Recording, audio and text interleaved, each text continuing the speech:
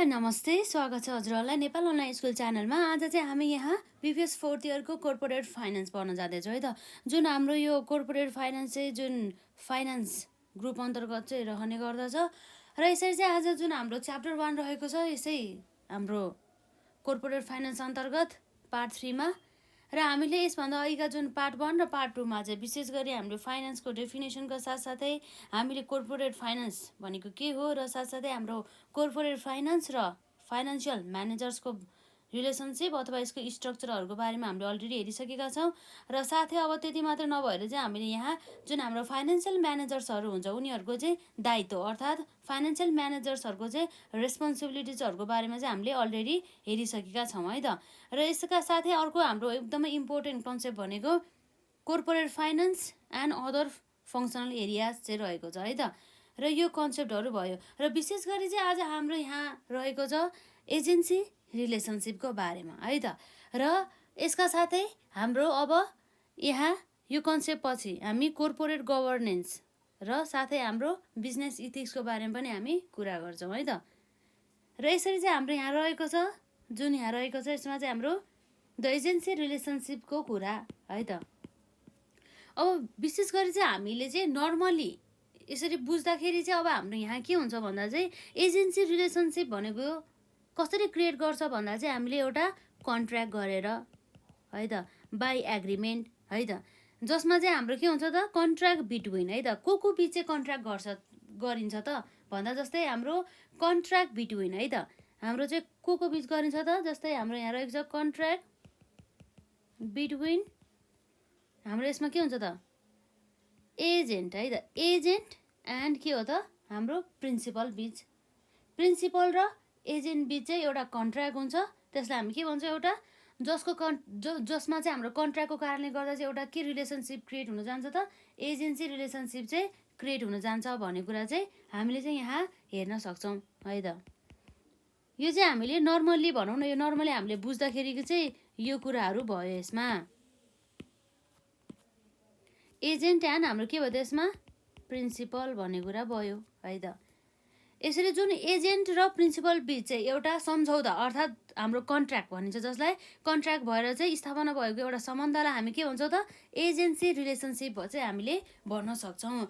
यो चाहिँ हाम्रो जुन फाइनेन्सियल म्यानेजमेन्टको हकमा नभनेर चाहिँ जेनरली हामीले यसरी एजेन्सी रिलेसनसिप भन्दा चाहिँ हामीले के बुझ्न सक्छौँ त जुन हाम्रो एजेन्ट र प्रिन्सिपल बिच हुने एउटा सम्बन्ध जुन सम्बन्ध चाहिँ हाम्रो एउटा कन्ट्र्याक्टद्वारा चाहिँ क्रिएट गरिन्छ है त। कन्ट्र्याक्ट भनेको हाम्रो सम्झौता हो जसमा चाहिँ हाम्रो कसले के गर्ने कसले भनेको के गर्ने अथवा हामीले यसलाई के पनि भन्न सक्छौँ भन्दा चाहिँ टर्म्स एन्ड द कन्डिसन्सहरू रेस्पोन्सिबिलिटीहरू है त त्यो सबै चाहिँ हाम्रो मेन्सन गरेर चाहिँ यसरी रिलेसनसिप चाहिँ क्रिएट गरिन्छ है त।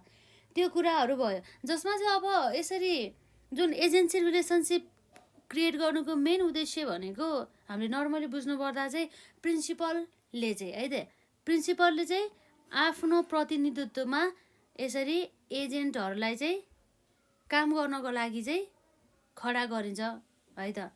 जुन प्रिन्सिपलहरूले चाहिँ के गर्छ त उनीहरूसँग भएको चाहिँ जुन हक अधिकारहरू हुन्छ उनीहरूको चाहिँ अथोरिटीहरूलाई चाहिँ डेलिगेट अथवा डेलिगेसन गर्ने काम अथवा यसलाई चाहिँ दिने काम गर्दछ एजेन्टलाई है त। प्रिन्सिपलको प्रतिनिधित्व गरेर चाहिँ प्रिन्सिपलले नै गरेको जसरी चाहिँ काम गर्ने काम कसले गर्छ हाम्रो एजेन्टले गर्ने काम गरिन्छ नर्मली हामीले बुझ्नुपर्दा। जुन प्रिन्सिपलको चाहिँ बिहाफमा गएर चाहिँ हाम्रो एजेन्टले काम गर्ने गर्दछ है त। र यसै गरी चाहिँ अब हाम्रो यो त एउटा एजेन्सी रिलेसनसिप भयो। अब एजेन्सी रिलेसनसिप हुँदा अब सधैँभरि सुमधुर सम्बन्ध हुन्छ भन्ने कुरा चाहिँ हुँदैन। कहिलेकाहीँ चाहिँ अब एजेन्ट र प्रिन्सिपल बिच चाहिँ के हुन सकिन्छ त कन्फ्लिक्ट अफ इन्ट्रेस्टहरू चाहिँ क्रिएट हुन सकिन्छ है त।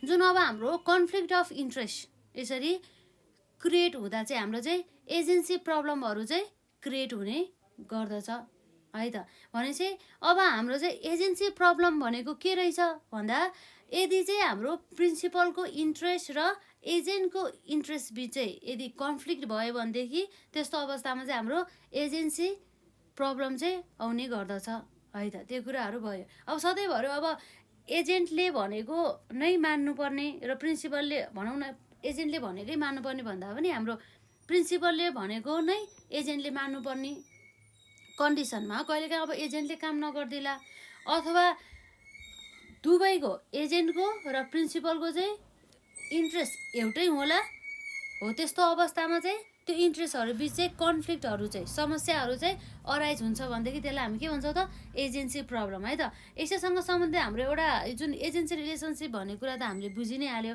र त्यसै गरी हाम्रो यो एजेन्सी प्रब्लम भन्ने कुरा चाहिँ हामीले हेरौँ है त। Agency problem,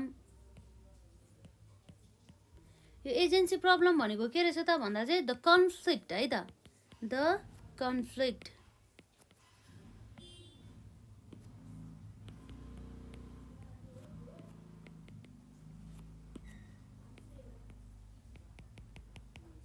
the conflict of interest है त, the conflict of interest between को बिच त भन्दा बिट्विन द प्रिन्सिपल है त, between the principal and the agent है त, र एजेन्ट बिच है त।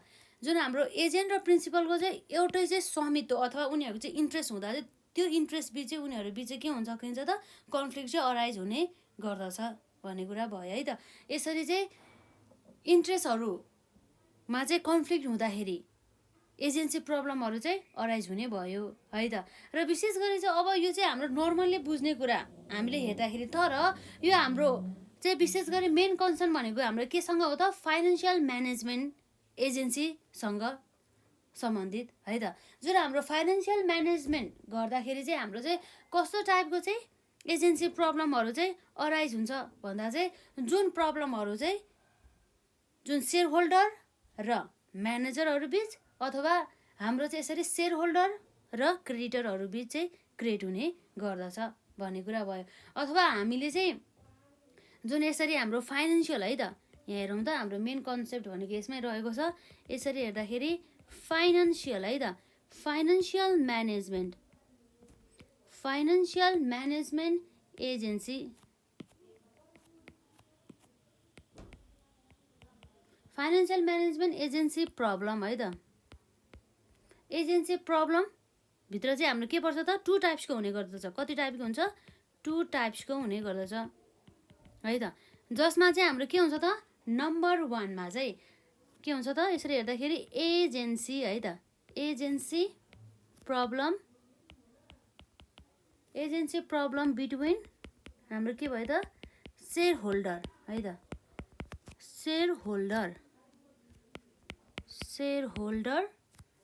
अथवा सेयर होल्डर्स पनि भन्छौँ, सेयर होल्डर्स एन्ड द के हो त हाम्रो यसमा म्यानेजर्स है त। म्यानेजर्स र सेयर होल्डर्स बिच चाहिँ कुनै पनि इन्ट्रेस्टहरू बिच चाहिँ यदि कन्फ्लिक्ट अराइज हुन्छ भनेदेखि त्यस्तो अवस्थामा चाहिँ हाम्रो के हुन्छ त agency problem between the share holders and the managers चाहिँ हुने भयो। र यसै गरी अर्को भनेको हाम्रो यहाँ के हुन्छ त यसरी हेर्दाखेरि चाहिँ हाम्रो यहाँ रहेको छ एजेन्सी है त, एजेन्सी प्रब्लम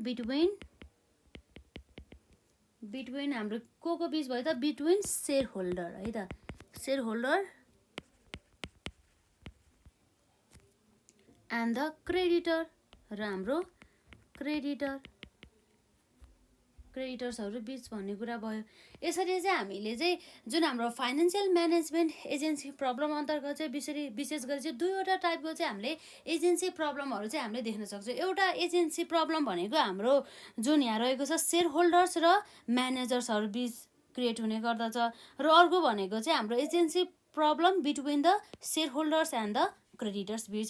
अब योभन्दा अगाडि चाहिँ हामीले के थाहा हुनुपर्छ भन्दा चाहिँ सेयर होल्डर्स भनेको चाहिँ को हो भन्ने कुरा थाहा हुनु पर्यो। अब हामीलाई थाहा छ कुनै पनि अब व्यावसायिक संस्थामा लगानी गर्ने जसलाई हामीले प्रोमोटर्स पनि भन्न सक्छौँ, ती प्रोमोटर्सहरूलाई हामी के भन्छौँ त सेयर होल्डर्सहरू भन्छौँ है त। जसले चाहिँ यसरी चाहिँ इन्भेस्टमेन्ट चाहिँ अर्थात् लगानी चाहिँ गरिएको चाहिँ हुन सकिन्छ। जुन मेन सेयर होल्डर्सहरूको चाहिँ यो व्यवसायमा चाहिँ के हुन्छ त प्राथमिक भनौँ न प्राथमिक हक अधिकार चाहिँ हुने गर्दछ। अब त्यो भन्दा पनि अब हामीले के बुझ्नुपर्छ भन्दा चाहिँ सेयर होल्डर्स भनेको चाहिँ यस्तो व्यक्तिहरू हुन् जसले चाहिँ व्यवसायको चाहिँ व्यवसायमा चाहिँ लगानी गरेको हुन्छ र त्यो व्यवसायको चाहिँ रियल ओनरहरू चाहिँ हाम्रो को हो त सेयर होल्डर्सहरू हुन् है त। सेयर होल्डर्स भनेको को रहेछ त हाम्रो बिजनेस इन्टिटीको चाहिँ रियल ओनर है त। रियल ओनर वास्तविक मालिकहरू चाहिँ हाम्रो को हो त सेयर होल्डर्सहरू चाहिँ हुन् भन्ने कुरा भयो है त। र अब म्यानेजर्स भन्ने कुरा हामीलाई थाहा नै छ। म्यानेजर्स भन्ने बित्तिकै चाहिँ हाम्रो व्यवस्थापक समितिमा रहेका हाम्रो व्यवस्थापकहरू है त, जुन अब हाम्रो व्यवस्थापन समितिमा रहेका जुन हाम्रो व्यवस्थापकहरू रहेका हुन्छन् जसलाई हामीले म्यानेजर्स पनि भन्छौँ। ती म्यानेजर्सहरूले चाहिँ व्यवसायमा चाहिँ रहेर चाहिँ विभिन्न प्रकारका टप लेभलदेखि लिएर मिडल लेभलदेखि लिएर र लोवर लेभलसम्म चाहिँ उनीहरूले चाहिँ डिसिजन्स लिने, उनीहरूको तह अनुसार र उनीहरूको तह अनुसार उनीहरूले आफ्नो कार्य गर्ने काम चाहिँ गर्ने गर्दछ है त। म्यानेजर्सहरूले चाहिँ व्यवसायले चाहिँ व्यवस्थापन गर्ने चाहिँ काम गर्ने गर्दछ, अर्थात् म्यानेजमेन्ट गर्ने काम चाहिँ गर्ने गर्दछ।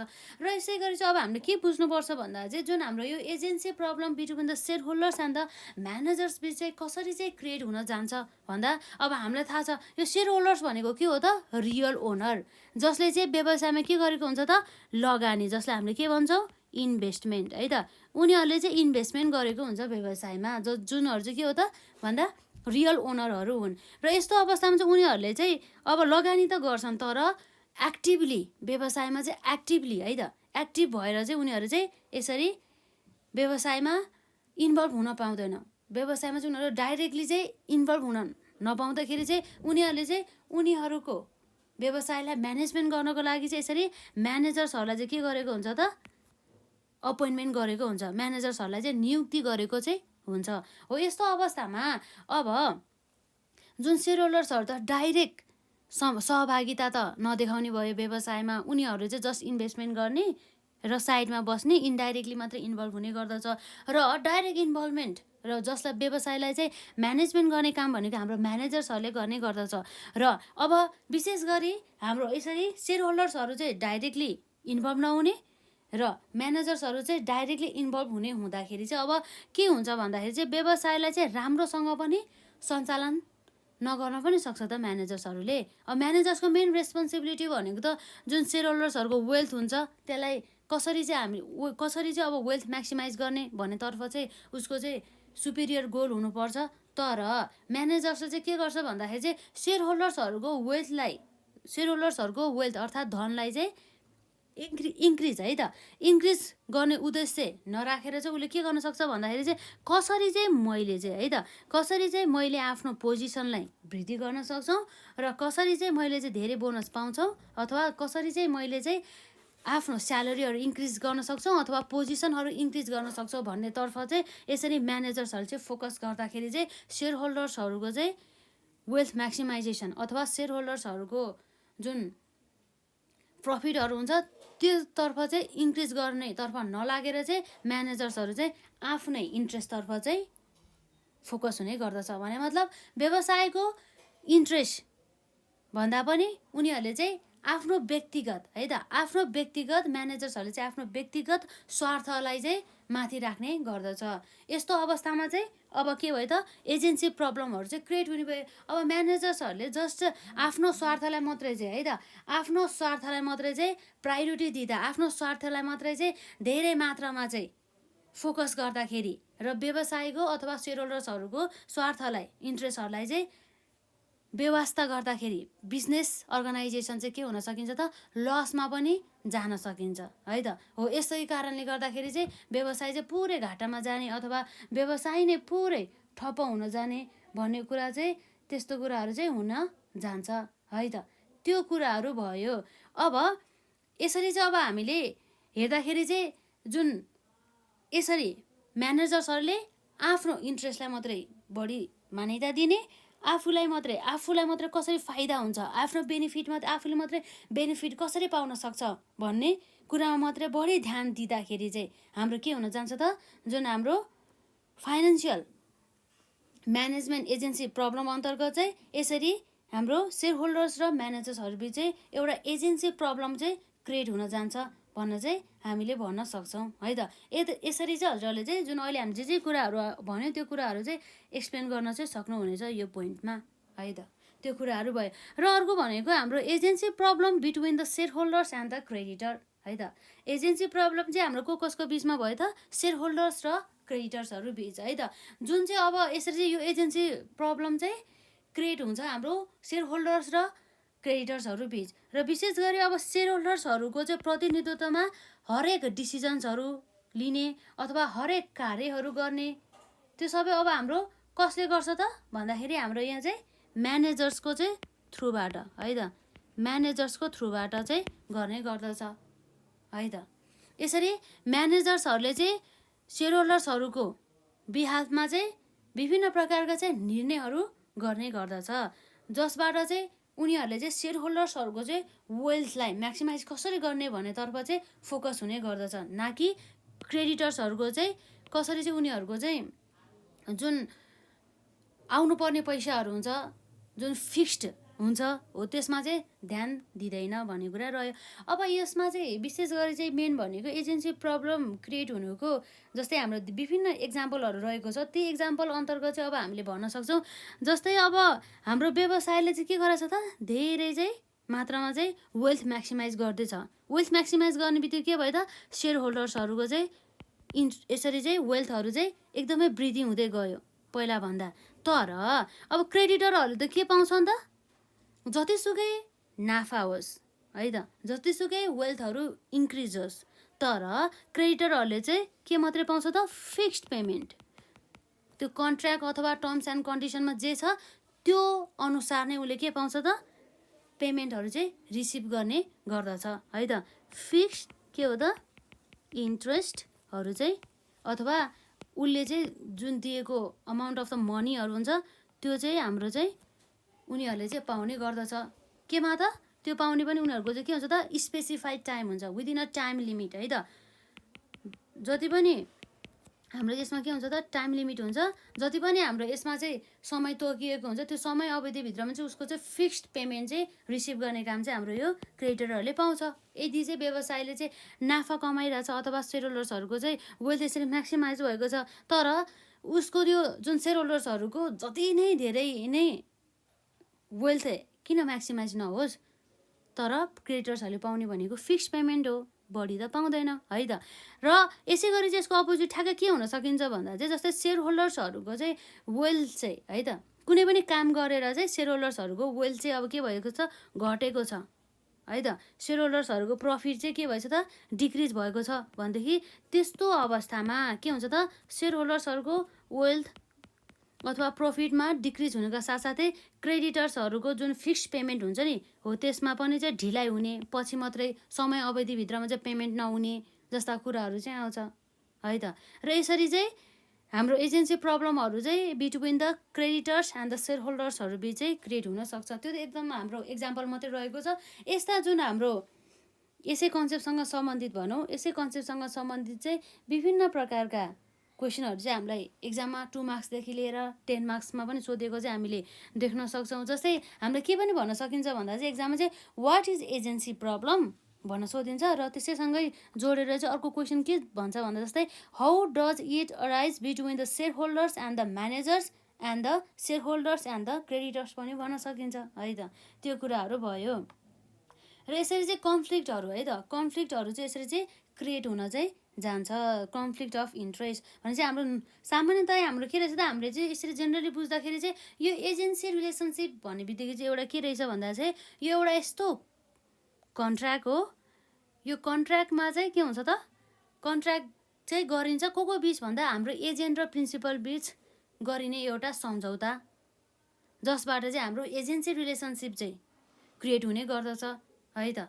जुन हाम्रो प्रिन्सिपललाई चाहिँ प्रतिनिधित्व गर्दै अथवा प्रिन्सिपलको बिहाफमा चाहिँ हाम्रो एजेन्टहरूले चाहिँ काम गर्ने गर्दछ। र यसरी चाहिँ अब कहिलेकाहीँ अब एजेन्ट र प्रिन्सिपल बिचको सम्बन्ध चाहिँ जहिले पनि सुमधुर नै हुन्छ भन्ने चाहिँ छैन है त। जहिले नै के भन्ने छैन त, सुमधुर नै हुन्छ भन्ने छैन। कहिलेकाहीँ चाहिँ उनीहरूको इन्ट्रेस्ट बिच चाहिँ कन्फ्लिक्ट पनि हुन सकिन्छ। कहिलेकाहीँ उनीहरूको कुराहरूमा अनमेल आउने, उनीहरूको चाहिँ एउटै कुराहरूमा चाहिँ स्वार्थहरू चाहिँ क्रिएट हुन जाने, त्यस्तो कारणले गर्दाखेरि चाहिँ यसरी चाहिँ एजेन्सी प्रब्लमहरू चाहिँ क्रिएट हुन जान्छ है त। र यसरी अब हामीले यहाँ हेर्दाखेरि हामीले यहाँ के रहेछ त एजेन्सी प्रब्लम भनेपछि the conflict of the interest between the principal and the agent भन्ने कुरा भयो। जुन अब हाम्रो चाहिँ यहाँ विशेष गरिरहेको छ फाइनेन्सियल म्यानेजमेन्ट एजेन्सी प्रब्लम अन्तर्गत चाहिँ दुईवटा प्रकारका चाहिँ हामीले एजेन्सी प्रब्लमहरू चाहिँ देख्न सक्छौँ। एउटा भनेको हाम्रो agency problem between the share holders and the managers and the agency problem between the share holders and the creditor है त। र यसै गरी हाम्रो एकदमै यसै कन्सेप्टसँग सम्बन्धित चाहिँ अरू के छ भन्दाखेरि हाम्रो यो जुन सेयर होल्डर्स र म्यानेजर्स बिच क्रिएट भएको जुन एजेन्सी प्रब्लम रहेको छ यसलाई चाहिँ हामीले कसरी चाहिँ सल्भ गर्न सक्छौँ भन्ने क्वेसन पनि हामीलाई इक्जाममा सोध्न सकिन्छ। अब त्यो चाहिँ अब हजुरहरूले पनि त्यसमा मजाले हेर्नु होला। अब नर्मली चाहिँ हाम्रो के हुन्छ भन्दा जस्तै हामीले म्यानेजर्सहरूलाई चाहिँ थ्रेटन गर्ने, उनीहरूलाई थ्रेट गर्ने, उनीहरूलाई धम्काउने अथवा डराउने भनिन्छ। थ्रेट भनेको मतलब समथिङ उनीहरूले नेगेटिभली चाहिँ उनीहरूलाई नेगेटिभ इम्प्याक्ट देखाउने भनौँ न। त्यसो गरेर पनि एजेन्सी प्रब्लमहरू चाहिँ हामीले त्यसलाई चाहिँ यसरी हटाउन सकिन्छ।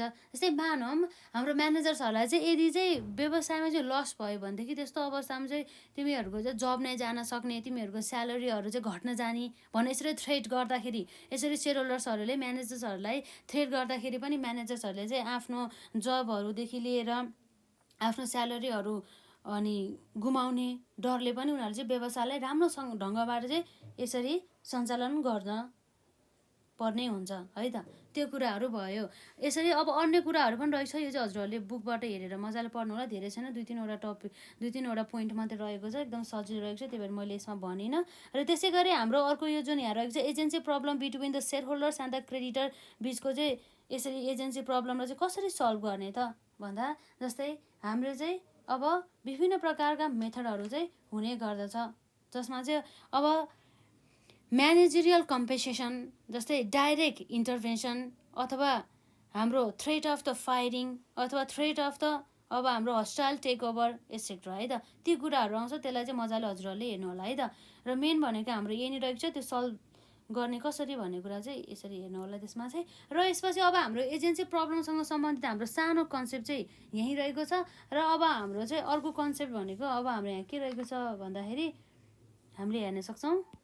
र अर्को चाहिँ हाम्रो यहाँ सर्ट कन्सेप्टहरू रहेको छ। कहिलेकाहीँ हाम्रो 2 मार्क्समा चाहिँ हामीले सोधेको देख्न सक्छौँ, जस्तै बिजनेस इथिक्सको बारेमा। र त्यसै गरी हाम्रो कोर्पोरेट सोसियल रेस्पोन्सिबिलिटी जसलाई हामीले सर्ट फर्ममा चाहिँ CSR पनि भन्न सक्छौँ, त्यसको बारेमा पनि हाम्रो 2 मार्क्समा सोधिरहेका हुन्छ, त्यसलाई पनि हामी कभर गरिहालौँ है त। र त्यसै गरी अर्को भनेको हाम्रो कोर्पोरेट गभर्नेन्सको बारेमा है त, त्यसलाई पनि हामी कभर गर्ने नै हाल्छौँ। र अब यसै गरी चाहिँ अब हाम्रो यहाँ के रहेछ भन्दाखेरि अब हेरौँ, सुरुमा हाम्रो यहाँ बिजनेस इथिक्स है त, बिजनेस इथिक्सको बारेमा यो हाम्रो 2 मार्क्समा एकदमै इम्पोर्टेन्ट कन्सेप्टहरू रहेको छ। यसलाई चाहिँ मजाले ध्यान दिएर सुन्नु होला। जुन अब बिजनेस इथिक्स भन्ने बित्तिकै सुरुमा हामीले के थाहा हुनु पऱ्यो त, इथिक्सको बारेमा। इथिक्स भन्ने बित्तिकै के हो त भन्दा यो इथिक्स भन्ने बित्तिकै एउटा यो मोरल प्रिन्सिपल भन्ने चाहिँ हामीले बुझ्न सक्छौँ, जसले चाहिँ अब के गर्नुहुन्छ के गर्नु हुँदैन अथवा कुनै पनि व्यक्तिको व्यवहारलाई चाहिँ प्रभावित गर्ने काम अथवा कन्ट्रोल गर्ने काम चाहिँ हाम्रो यो इथिक्सले चाहिँ गर्ने गर्दछ। जस्तै अब हामीले इथिकल बिहेभियर भन्ने कुरा त हामीले सुनि नै रहेका हुन्छौँ। जस्तै अब हिँड्ने तरिका, बोल्ने तरिका, खाने तरिका र त्यसै गरी चाहिँ पढ्ने तरिका, हरेक कुराको तरिका हुन्छ, हरेक कुराको नियम हुन्छ है त। हरेक कुरामा चाहिँ अब भनिन्छ जस्तै नियम भनिन्छ, प्रिन्सिपलहरू भनिन्छ हो, त्यो कुराहरू चाहिँ हाम्रो इथिक्स अन्तर्गत चाहिँ पर्ने गरिदिन्छ है त। र अब यसरी चाहिँ हामीले यो इथिक्स भन्ने बित्तिकै के भयो भन्दाखेरि चाहिँ मोरल प्रिन्सिपल है त। के भयो त, यो भनेको हाम्रो नैतिकता पनि भनिन्छ है, जसलाई चाहिँ हाम्रो मोरल प्रिन्सिपल्स है त। मोरल प्रिन्सिपल्स जसले के गर्छ त, द्याट कन्ट्रोल है त, जसले चाहिँ के गर्ने भयो त, that control or influence a person's behaviour है त। पर्सन्स बिहेभियर, पर्सन्सहरूको बिहेभियरलाई चाहिँ यसले के गर्ने गर्दछ, कन्ट्रोल अथवा यसले चाहिँ इन्फ्लुएन्स भनेको प्रभावित, नकारात्मक रूपमा अथवा सकारात्मक रूपमा चाहिँ यसरी चाहिँ प्रभाव गर्ने गर्दछ भन्ने कुरा रह्यो। नैतिकता भनेर बुझौँ न नर्मली भन्नुपर्दा चाहिँ हामीले है। र यसरी चाहिँ हाम्रो इथिक्स भन्ने कुरा चाहिँ के भएछ त moral principle that control or influence a person behaviour भन्ने कुरा भयो। र यसरी चाहिँ अब हाम्रो चाहिँ यो इथिक्ससँग सम्बन्धित रहेर चाहिँ हाम्रो के आयो त बिजनेस। अब के छ भन्दाखेरि चाहिँ कुनै पनि व्यावसायिक सङ्गठनले है त व्यावसायिक सङ्गठनले अथवा व्यावसायिक सङ्गठनभित्र रहेका जति पनि सम्बन्धित व्यक्तिहरू रहेका हुन्छन् ती व्यक्तिहरूले चाहिँ है त ती व्यक्तिहरूले के गर्नु पर्यो त व्यवसायको नियममा रहेर व्यवसायमा पनि हरेक व्यावसायिक सङ्गठनहरूमा चाहिँ उनीहरूको आफ्नै मूल्य मान्यता आफ्नै नियमहरू रहेका हुन्छन् हो। ती मूल्य मान्यता र त्यो नियमहरूभित्रै रहेर चाहिँ काम गर्नुलाई अथवा त्यो संस्थामा रहेका व्यक्तिहरूको चाहिँ धारणाहरू उनीहरूको विश्वासहरूलाई चाहिँ हामी के भन्न सक्छौँ त बिजनेस इथिक्स भनेर चाहिँ हामी बुझ्न सक्छौँ है त। नर्मली चाहिँ बुझ्नुपर्दा जसलाई चाहिँ हाम्रो यो बिजनेस इथिक्सलाई चाहिँ हामीले के पनि भनेर बुझ्न सक्छौँ त म्यानेजरियल इथिक्स पनि भनेर चाहिँ हामी बुझ्न सक्छौँ है त। म्यानेजरियल इथिक्स भनेर पनि हामीले बुझ्न सक्छौँ है त। अब हामीलाई बिजनेस इथिक्स भनेर थाहा भयो तर म्यानेजर इथिक्स भनेर चाहिँ एक्जाममा सोध्यो भनेदेखि त्यस्तो अवस्थामा चाहिँ झुक्किनु भएन है त। यसलाई पनि नोट डाउन गर्नु होला। हाम्रो बिजनेस इथिक्सलाई हामीले के पनि भनेर बुझ्न सक्छौँ भन्दा म्यानेजरियल इथिक्स भनेर पनि हामीले बुझ्न सक्छौँ। यो जुन हाम्रो बिजनेस इथिक्स भने बित्तिकै के भयो त भन्दाखेरि कम्पनीको attitude and the conduct towards its employees customer community and the stock holder भनेपछि यो चाहिँ हाम्रो कुनै पनि कम्पनीले गरिने एउटा व्यवहार अथवा यसले गर्ने कामहरू को प्रति भन्दाखेरि हाम्रो कस्टमरहरूप्रति इम्प्लोइहरूप्रति जस्तै कम्युनिटीहरूप्रति अथवा स्टक होल्डर्सहरूप्रति। अर्थात् के भन्दा चाहिँ हाम्रो व्यवसायसँग सम्बन्धित रहेका व्यक्तिहरू भनेको त्यही हो हाम्रो कामदारहरू हुन सकिन्छ जस्तै हामीसँग भएका कस्टमरहरू हुन सकिन्छ र त्यसै गरी हामीसँग भएका स्टक होल्डर्सहरू हुन सकिन्छ र त्यसै गरी हाम्रो चाहिँ सोसाइटी अथवा कम्युनिटीहरू हुन सकिन्छ है त। ती हाम्रो सबै व्यवसायसँग सम्बन्धित रहेका व्यक्तिहरूलाई चाहिँ यो हाम्रो कम्पनीले अथवा व्यावसायिक संस्थाले चाहिँ कस्तो व्यवहार गर्दैछ कसरी चाहिँ उनीहरूलाई ट्रिट गर्दैछ भन्ने कुरा चाहिँ हाम्रो बिजनेस इथिक अर्थात् हाम्रो म्यानेजरियल इथिक्स अन्तर्गत चाहिँ भन्ने गर्दछ है त। र यसरी हामीले यहाँ जेनरली बुझ्दाखेरि चाहिँ हाम्रो के हुनु भयो त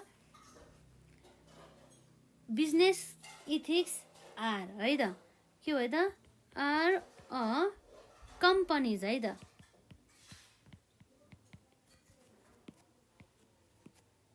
a company's attitude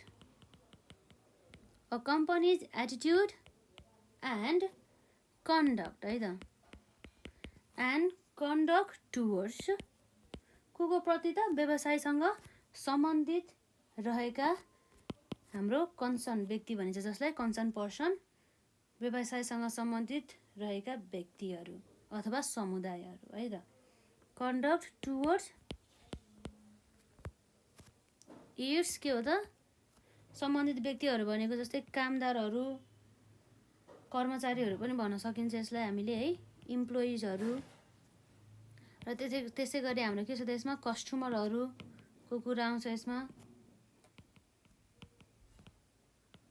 कस्टमर्सहरू र त्यसै गरी चाहिँ कम्युनिटीहरू एन्ड हाम्रो के छ त यसमा स्टक होल्डर्सहरू है त स्टक होल्डर्सहरू यो कुराहरू भयो यसमा चाहिँ है त।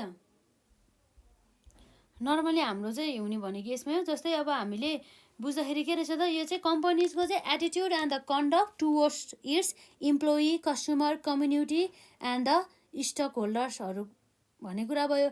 जुन हाम्रो बिजनेस इथिक्सले चाहिँ हाम्रो इन्डिभिजुअल म्यानेजर्सहरूलाई चाहिँ के गर्ने गर्दछ गाइड गर्ने काम गर्दछ। यो भनेको त अब हाम्रो बिजनेस इथिक्स भन्ने त हाम्रो जस्तै मोरल प्रिन्सिपलहरू रुल्स एन्ड रेगुलेसनहरू अन्तर्गत पर्दछ के गर्न हुने के गर्न हुँदैन भन्ने कुराहरू हुन्छ जसले चाहिँ अब यो हाम्रो प्रिन्सिपल अथवा प्रोसिडर अथवा हाम्रो यो नियमहरू चाहिँ के हो त त्यसले चाहिँ हामीलाई गाइड गर्ने काम गर्दछ। त्यसै गरी चाहिँ व्यवसायमा चाहिँ यसरी व्यवसायमा रहेका प्रत्येक म्यानेजर्सहरूलाई चाहिँ उनीहरूको कामहरू सम्पादन गर्नको लागि चाहिँ गाइड गर्ने काम चाहिँ हाम्रो बिजनेस इथिक्सले चाहिँ गर्ने गर्दछ है त। अर्थात् हामीले के भन्न सक्छौँ दे गाइड अथवा हाम्रो बिजनेस इथिक्सले के गर्छ त गाइड इन्डिभिजुअल है त गाइड इन्डिभिजुअल म्यानेजर्स है त individual managers in their work भन्ने कुरा भयो। यसरी चाहिँ बुझ्न सक्छौँ। यो भयो हाम्रो सानो जानकारी बिजनेस इथिक्स। यदि 2 मार्क्समा आयो भनेदेखि यति पनि हामीले कम्प्लिट गर्न सक्छौँ है त, यदि लेखेर पनि। र यसपछि अर्को भनेको हाम्रो विशेष गरी हाम्रो यहाँ रहेको छ CSR सर्ट फर्ममा। यो भनेको के हो त हाम्रो कोर्पोरेट है त कोर्पोरेट सोसियल। कोर्पोरेट के भयो त हाम्रो सोसियल रेस्पोन्सिबिलिटी भनेर बुझिन्छ है त।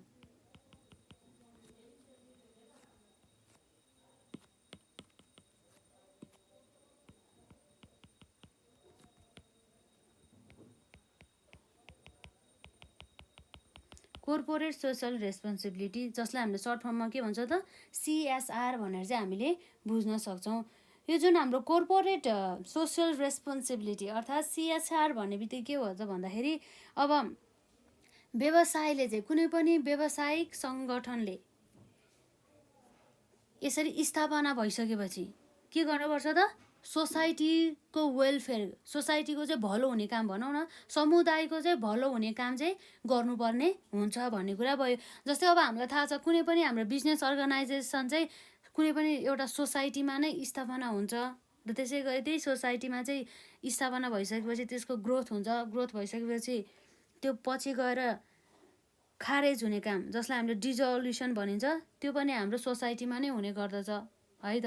त्यसै गरी चाहिँ अब हाम्रो चाहिँ सोसाइटीमा नै हाम्रो कुनै पनि व्यावसायिक सङ्गठन सञ्चालन हुने हुँदा चाहिँ उनीहरूको चाहिँ सोसाइटीप्रति चाहिँ धेरै चाहिँ उत्तरदायी चाहिँ हुनुपर्दछ है त। जस्तै उनीहरूले चाहिँ जस्तै विभिन्न प्रकारका चाहिँ कार्यहरू गरेर अथवा कुनै पनि प्रकारका कन्ट्रिब्युसनहरू दिएर सोसाइटीलाई अथवा सोसाइटीको वेलफेयरको लागि चाहिँ विभिन्न प्रकारका चाहिँ कामहरू चाहिँ एक्टिभली गरेर उनीहरूले चाहिँ आफ्नो कोर्पोरेट सोसियल रेस्पोन्सिबिलिटीहरू चाहिँ पुर्याउनु पर्ने हुन्छ। जस्तै अब हामीले नर्मली यसमा के बुझ्नुपर्छ भन्दा चाहिँ कुनै पनि व्यावसायिक सङ्गठन चाहिँ एउटा सोसाइटीमा स्थापना हुन्छ र त्यही सोसाइटीमा रहेर चाहिँ उसले चाहिँ आफ्नो कार्य सञ्चालन गर्नुपर्ने हुन्छ र यसरी चाहिँ सबै कुराहरू चाहिँ उनीहरूले सोसाइटीमा रहेर चाहिँ गर्नुपर्ने हुँदा उनीहरूको चाहिँ सोसाइटीप्रति के हुन्छ त उत्तरदायित्व अथवा दायित्वहरू चाहिँ क्रिएट, रेस्पोन्सिबिलिटीहरू चाहिँ क्रिएट हुन जान्छ हो। यस्तो अवस्थामा उनीहरूले अब के गर्नुपर्ने भयो त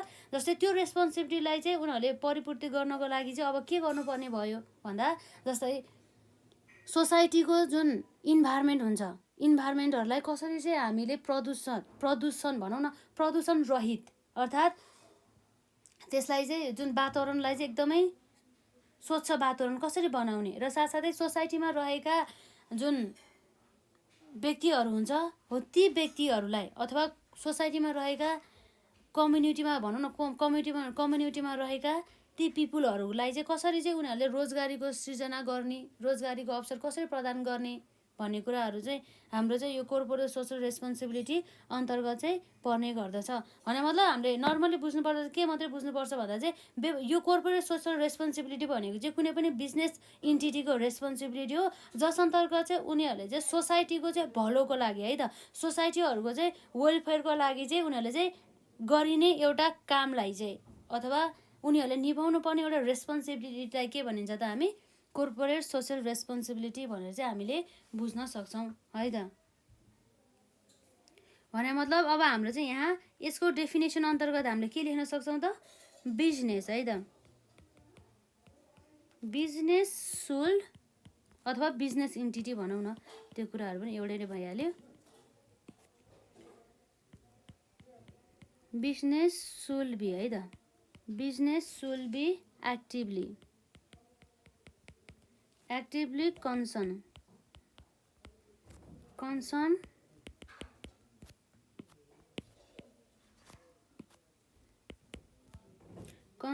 with the welfare है त। वेलफेयर भनेको चाहिँ त्यही समाजको लागि चाहिँ एउटा बेनिफिट अथवा उनीहरूको भलो भनौँ न। यसमा चाहिँ विभिन्न कुरा आउँछ, फाइनेन्सियल वेलफेयर हो कि नन फाइनेन्सियल वेलफेयर हो त्यो सबै कुराहरू पर्ने भइहाल्यो। विथ वेलफेयर हाम्रो यहाँ पेन बिग्रिन थालेछ है त्यही भएर यस्तो हुँदैछ। यसमा कन्सर्न विथ वेलफेयर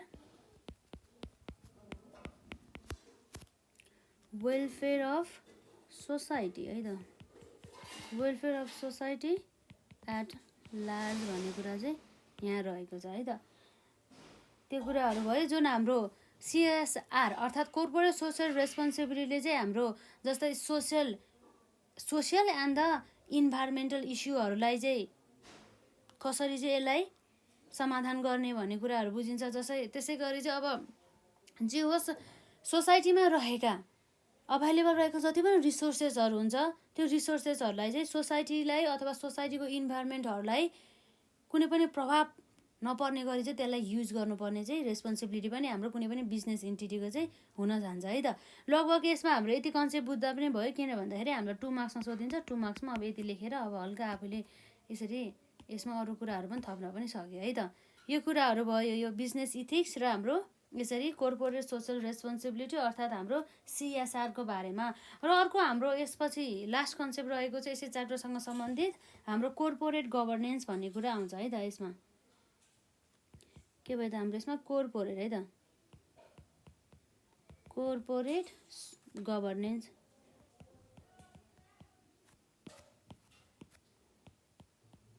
हाम्रो कोर्पोरेट गभर्नेन्स भन्ने बित्तिकै के हो त भन्ने कुरा चाहिँ आउँछ है त। यो पनि 2 मार्क्समा हाम्रो सोधेको पाइन्छ हाम्रो एक्जाममा यसरी पास्ट क्वेसनहरू हेर्दाखेरि। अब यो कोर्पोरेट गभर्नेन्स भन्ने बित्तिकै के हो त, यो हाम्रो कोर्पोरेट गभर्नेन्स भनेको चाहिँ एउटा set of the process, customs, policies and the लजहरू पर्ने गर्छ, जसले चाहिँ कम्पनीलाई चाहिँ के गर्छ त डाइरेक्टली कन्ट्रोल र त्यसलाई चाहिँ डाइरेक्टली चाहिँ एडमिनिस्ट्रेट गर्ने काम चाहिँ गर्ने गरिन्छ। जसमा चाहिँ अब यसरी यो कोर्पोरेट गभर्नेन्सले चाहिँ स्टेक होल्डर्सहरूको इन्ट्रेस्ट र जुन हाम्रो कोर्पोरेसनको अथवा बिजनेस इन्टिटीको इन्ट्रेस्टहरूलाई चाहिँ ब्यालेन्सिङ गर्ने काम गर्दछ है त। जस्तै स्टेक होल्डरहरूको इन्ट्रेस्टलाई मात्रै बढी प्रायोरिटी पनि नदिने र कोर्पोरेसनको इन्ट्रेस्टलाई पनि बढी प्रायोरिटी नदिने, जसमा चाहिँ ती दुईको चाहिँ इन्ट्रेस्टहरू बिच एउटा समानता क्रिएट गर्ने काम चाहिँ हाम्रो यो कोर्पोरेट गभर्नेन्सले गर्ने गर्दछ। अब नर्मली हामीले बुझ्नु पर्दा चाहिँ हाम्रो कोर्पोरेट गभर्नेन्स भन्ने बित्तिकै चाहिँ यो भनेको के भयो त एउटा सेट अफ द प्रोसेस, जसमा चाहिँ प्रोसेसहरूको बारेमा भनिन्छ र अब जस्तै कस्टम्सहरूको बारेमा र साथसाथै नियम अथवा पोलिसिजहरूको बारेमा अथवा कुनै पनि कानुनहरूको बारेमा चाहिँ हाम्रो यो कोर्पोरेट गभर्नेन्स अन्तर्गत चाहिँ रहने गर्दछ। जुन कोर्पोरेट गभर्नेन्समा रहेको जुन प्रोसेसहरू हुन्छ, कस्टम्सहरू हुन्छ, पोलिसिजहरू र साथै हाम्रो लज जसलाई हामीले कानुन अथवा नियमहरू हुन्छ, त्यो नियमहरूलाई चाहिँ पालना गर्नुपर्ने दायित्व भनेको कसको हुन्छ त कम्पनीको चाहिँ हुने गर्दछ अथवा एउटा कुनै पनि व्यावसायिक संस्थाको अथवा कुनै पनि इन्टिटीको हुने गर्दछ। जस्तै अब कुनै पनि व्यावसायिक संस्थाले आफ्नो जस्तै रुल्स एन्ड रेगुलेसनहरू, आफ्नो प्रोसिडर्सहरू, आफ्नो प्लान्सहरू यदि बनाएन भनेदेखि त्यस्तो अर्गनाइजेसनले जतिसुकै भनौँ न जस्तोसुकै उद्देश्यहरू सेट गरे पनि, जस्तोसुकै गोलहरू सेट गरे पनि त्यस्तो संस्थाले चाहिँ आफ्नो उद्देश्य चाहिँ हासिल चाहिँ गर्न सक्छ भन्ने कुरा चाहिँ हामी भन्न सक्दैनौँ है त। उसले चाहिँ कुनै पनि व्यावसायिक संस्थाले चाहिँ आफ्नो उद्देश्य चाहिँ समय अवधिभित्र नै हासिल गर्नको लागि चाहिँ विभिन्न प्रकारका पोलिसिजहरू, रुल्सहरू, बाइलजहरू, लजहरू चाहिँ उसले चाहिँ बनाउनु पर्ने हुन्छ। त्यही लजहरू, बाइलजहरू र त्यही नियम अनुसार नै रहेर चाहिँ काम गरेर उनीहरूले चाहिँ आफ्नो उद्देश्य हासिलतर्फ चाहिँ फोकस गर्नुपर्ने हुन्छ है त। त्यो कुराहरू भयो। अब जस्तै अब हामीले भन्दाखेरि चाहिँ अब के भयो त हाम्रो 2 मार्क्समा आउने कन्सेप्ट हो, हामीले यति लेख्दा नै भइहाल्यो है त। यसमा हाम्रो के भयो त कोर्पोरेट गभर्नेन्स भन्ने बित्तिकै के भयो त यसमा हामीले यसरी हेर्दाखेरि कोर्पोरेट गभर्नेन्स है त।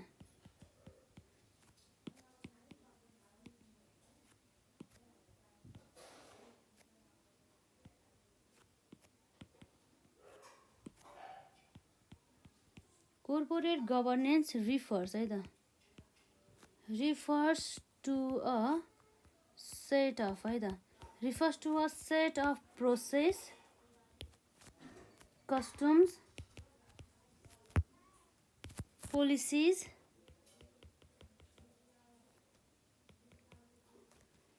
पोलिसिज एन्ड के हो त हाम्रो एन्ड लज अथवा हाम्रो यसमा हाम्रो के आउँछ त बाइ लजहरू है त।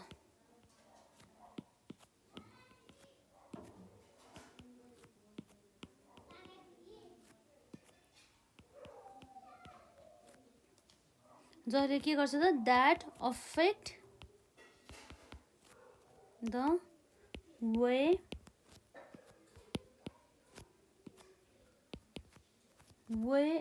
अ company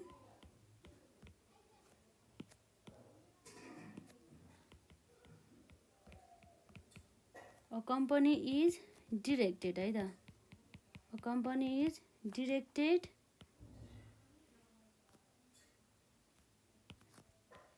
administered and के हो त हाम्रो controlled है त। controlled यसमा अब के आउँछ त हाम्रो it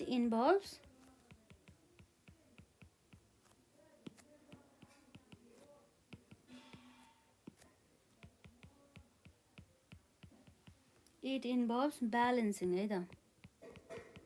it involves balancing the interest है त। interest of all stakeholders है त। stakeholders in a corporation भन्ने कुरा भयो। अफ अल स्टेकहोल्डर्स र हाम्रो यसमा अब के रहेको छ कोर्पोरेसनको है त। भने मतलब अब हाम्रो स्टेक होल्डर्सहरूको अथवा हाम्रो स्टेक होल्डर्स अन्तर्गत अब धेरै कुराहरू हुन सकिन्छ नि त। अथवा कोर्पोरेसन बिचको हामीले इन्ट्रेस्टहरूलाई ब्यालेन्सिङ गर्ने भनेर पनि हामीले बुझ्न सक्छौँ। अथवा हामीले डाइरेक्टली चाहिँ एउटै ल्याङ्ग्वेजमा भन्नुपर्दा चाहिँ interest of all stake holders in a corporation. अब जुन हाम्रो अब हामीलाई थाहा नै छ जुन स्टेक होल्डर्सले त हामीलाई धेरै कुराहरूलाई चाहिँ जनाउने गर्दछ। जस्तै स्टेक होल्डर्सहरू अन्तर्गत हाम्रो के पर्छ त सेयर होल्डर्सहरू पर्ने भयो है। र त्यसै गरी अर्को हाम्रो के पर्छ त यसमा क्रेडिटर्स अथवा हाम्रो के हो त यसमा कस्टमर्सहरू भयो। र त्यसै गरी हाम्रो के छ त यसमा म्यानेजमेन्ट अथवा म्यानेजर्सहरू हुने भयो। र त्यसै गरी अब हाम्रो के आउँछ त लेन्डर्सहरू भयो। लेन्डर्स भनेको चाहिँ जसले चाहिँ व्यावसायिक संस्थाहरूलाई चाहिँ लोनहरू ऋणहरू दिने काम गर्दछ। अथवा हाम्रो प्रोस्पेक्टिभ इन्भेस्टर है त हाम्रो सम्भावित भविष्यमा हुन सक्ने हाम्रो सम्भावित लगानीकर्ताहरू भनेर चाहिँ जनाउने गर्दछ है त।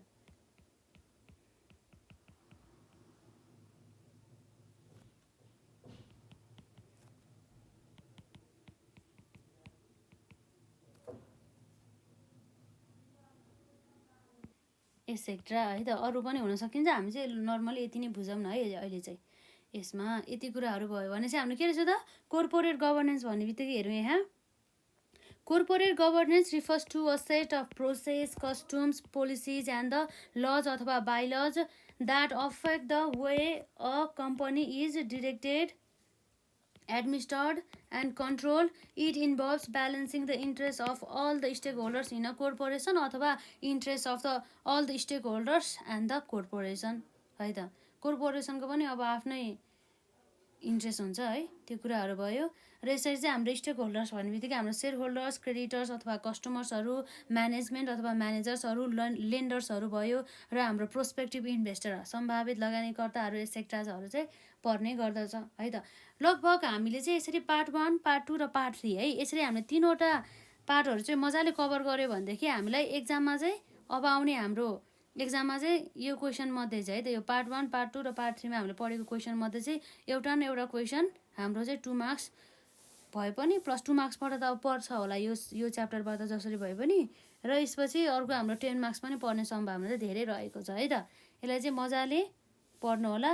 र अब हामी चाहिँ पार्ट 3 सम्म चाहिँ गर्छौँ जुन हाम्रो च्याप्टर 1 लाई। अब यसपछि चाहिँ यदि हजुरहरूलाई चाहिँ यसै च्याप्टरसँग सम्बन्धित अरू कन्सेप्टहरू अझै चाहिन्छ भनेदेखि हजुरहरू कमेन्ट सेक्सनमा राख्नु होला। त्यसपछि हामी यदि हजुरहरू कमेन्ट आयो अथवा डिमान्ड आयो भनेदेखि हामी पार्ट 4 बनाउँछौँ। नभए चाहिँ हाम्रो लगभग च्याप्टर 1 को लागि पार्ट 3 मै हामी क्लोज गर्छौँ।